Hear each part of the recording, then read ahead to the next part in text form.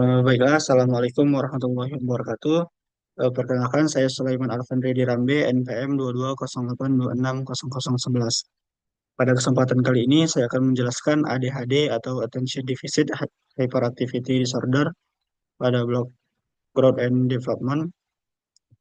Sebelum kita memasuki ke penjelasan, mari kita membaca doa pembuka majelis terlebih dahulu. Bismillahirrahmanirrahim. Asyhadu an la ilaha illallah wa asyhadu anna Muhammadar Rasulullah. Raditu billahi rabba wa bil islami dina wa bi Muhammadin nabiyya wa rasulah. Rabbi zidni ilma warzuqni fahma wa amalan salihah. Baiklah, kita lanjut ke penjelasannya. Apa itu ADHD? Jadi ADHD atau Attention Deficit Hyperactivity Disorder ini adalah kondisi gangguan perkembangan saraf kompleks yang ditandai dengan kurangnya perhatian, hiperaktif, dan impulsivitas yang terus-menerus. Nah, kondisi ini sering dimulai sejak masa kanak-kanak dan dapat berlanjut hingga dewasa, yang dapat mempengaruhi kemampuan seseorang untuk fokus, mengatur perilaku, dan mengelola tugas sehari-hari. Kriteria diagnosanya ada 4 berdasarkan DSM-5 yang berisi: satu, kesulitan mempertahankan perhatian, mengikuti instruksi, dan mengatur tugas. Dua, gejala harus muncul sebelum usia 12 tahun dan berlangsung setidaknya selama 6 bulan. Tiga, kegelisahan, bicara berlebihan, dan pengambilan keputusan impulsif. Empat, gejala harus mengganggu atau mengurangi kualitas fungsi sosial, akademis, atau pekerjaan. Nah, selanjutnya tipe dari ADHD ini ada tiga. Yang pertama itu ada inattention. Yang kedua ada hyperactivity impulsive type. Yang ketiga ada campuran. Nah, jadi pada inattention itu dia pasiennya kesulitan fokus, mudah teralihkan, dan pelupa. Kemudian pada hyperactivity impulsive type yaitu pasien itu mudah gelisah, tindakannya impulsif, dan eh, kesulitan mengendalikan perilaku. Yang ketiga ada tipe campuran, yaitu mengalami gejala kurangnya perhatian dan hiperaktif serta impulsivitas. Penyebab dan faktor risikonya ada genetik, perbedaan struktur otak, dan faktor lingkungan. Kemudian gejala dan penyakit penyertanya. Nah, jadi pada ADHD ini seringkali tidak berdiri sendiri, melainkan disertai melainkan disertai oleh berbagai kondisi lain yang dapat memperburuk gejala atau menghambat penanganannya. Salah satu kondisi umum yang ditemukan adalah disabilitas belajar seperti disleksia atau kesulitan dalam membaca, kemudian ada diskalkulia atau kesulitan dalam memahami konsep matematika.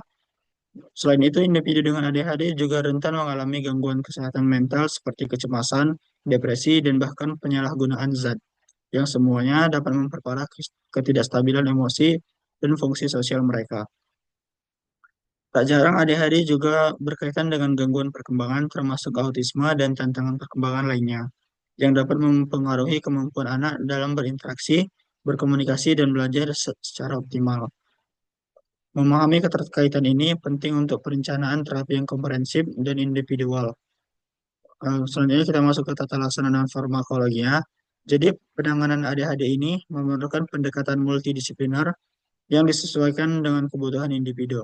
Salah satu metode utama adalah penggunaan obat-obatan atau medication, baik berupa stimulan maupun non-stimulan, yang berfungsi untuk membantu mengontrol gejala seperti kurang fokus dan impulsivitas.